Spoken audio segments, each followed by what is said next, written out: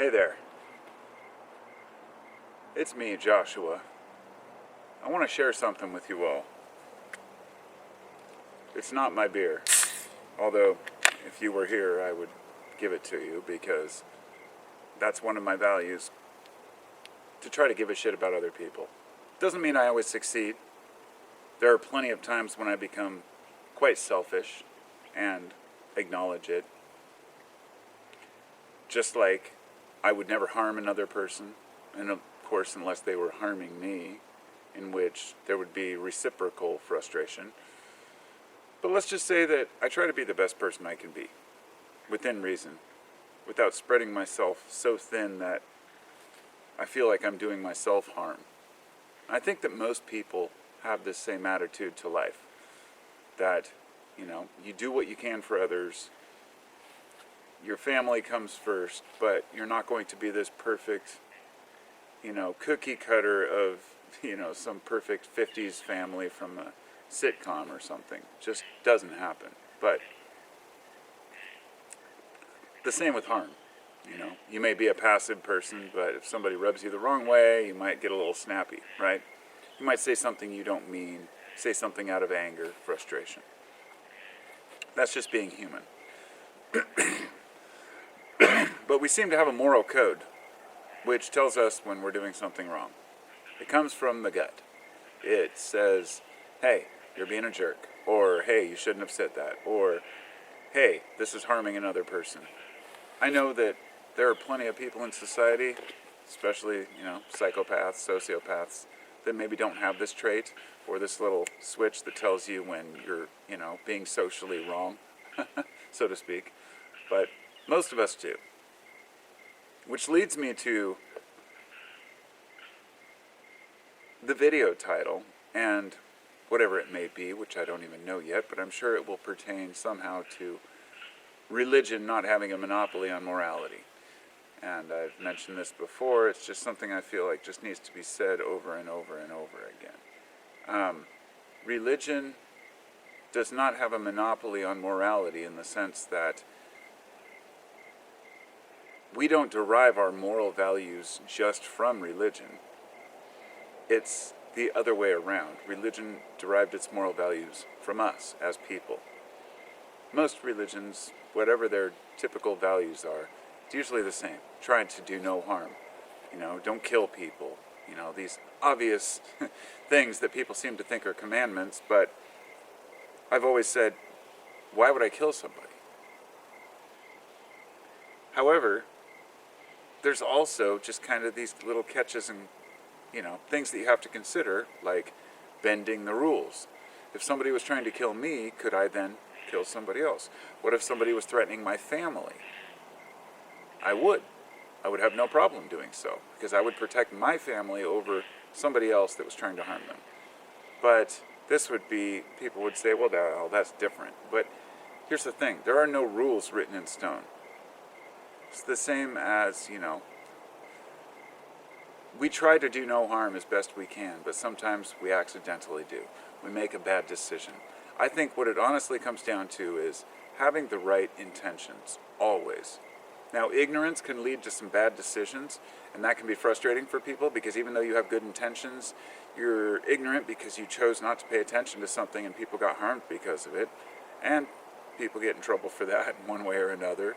But let's just say that what fascinates me about this and why I'm even talking about it is because, not just because of my encounters with especially Christians, but many others, and somebody I was listening to earlier who said that had been their experience as well. They said, something I never understood was whenever I was with people who, especially certain Christians, they would say, well, if you don't have a religion, what keeps you from going around and killing people and raping people? And I guess it's very difficult for somebody who's not religious to grasp that type of thinking. Like if you've spent your whole life raised to believe something, then I can imagine, you might get it into your head that that's the only thing that keeps you from doing those things. But what that tells me is more about the person who's saying it than me or my beliefs. It fascinates me because I think, does this person really believe that if they didn't have that pesky God in their lives, that they might just go around killing and raping? What is wrong with people? How could you ever even think of that? But I don't really think that they would necessarily. But it just fascinates me that I guess so much I've learned about how religion really has kept people in line over a long period of history, especially during times when, you know, there was a lot of chaos, and having faith kept people organized. But let's say, you know, not just murder or rape, but just stealing, for example. That's thou shalt not covet thy neighbor's goods, right? So I guess coveting is kind of different, but definitely don't steal, don't take what's not yours. The question is, what keeps us from stealing if we're religious? Here's the thing: people who are religious steal all the time. They cuss all the time. They take the Lord's name in vain. They murder. They do all the things that people who are secular do. They, you know, not everyone, but I'm saying I don't know what the actual ratio is, but I think it's probably the same within secular and religious society as far as how many people harm others or actually follow the rules they claim to follow. My moral code is based on my gut feeling that being an asshole will come back on me. And that's through a lot of experience, right? I've seen what happens when people wrong others. I've seen how lies build into bigger lies. Be better to just kind of, you know, admit what you've done wrong. Don't bear false witness. Don't lie about people. Don't, you know, usury or making money, these kinds of things. Like, it's fine to have an income, but taking advantage of other people, I don't do these things because they feel bad. That's why I don't do them. And I don't steal from people because I wouldn't want them to steal from me. I've been ripped off. I know how it feels. So, maybe just a note to not try to take the moral high ground just because you believe something that others don't. And realize that there are much deeper reasons built within us to why religion chose these particular values to put into religion. Because human nature predates any belief system.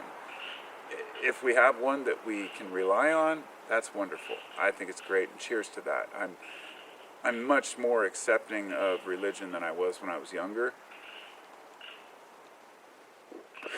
And it's always ultimately because I realized something, especially with the age of the internet. The people who are the loudest usually have the least to say. The ones who are out there screaming and ranting and telling others they're wrong and demoralizing other people, they're always wrong. Those who dehumanize groups of people, they're always wrong. Those who make assumptions and generalize and think that they are the only right belief system, they're always wrong. We have to just accept that there are different viewpoints, different ways of thinking, and that for the most part, we all share some common values. You meet a stranger, you try to do them no harm. Some places they'll invite you into their house. A lot of places in the Middle East where a lot of places in the West try to dehumanize them. Oh, Muslims. It's like within their culture, they'll invite you into their home and they'll protect you. They'll take care of each other. And that's something I don't see so much in the West from these supposedly Christian, people. So, I guess if you can jump into a mega church, throw some money on the plate for somebody else's new jet, plant a seed. Not to be cynical here, but come on. It's all about how we act in our daily lives. Being a good person. It's not about how much you donate or what charities you help with or how much time you volunteer. It's just about those little interactions throughout the day with other people and how we interact with other people. You might be the nicest guy on Sunday, but spend the rest of the week trolling people online about how they're wrong and you're right. That's not a Christian attitude. That's not even there's no value in that. We've got to acknowledge that people are people, and most of us mean well. And once we do that, we realize there is no monopoly on values. There's no monopoly on morals. Nobody owns them. We all own them. And we all owe it to ourselves and each other to live by them. And that's my opinion. So, over and out, my friends. because I now live like a 5-minute walk from the river, and the fish up there, the coho, are climbing up the waterfall, and it's so fucking cool, and I'm so stoked to live in a place where I can actually see that. Extremely grateful, a lot of gratitude going on, and this is God's country to me, so, and this is God to me, so be well. I'll see you next time.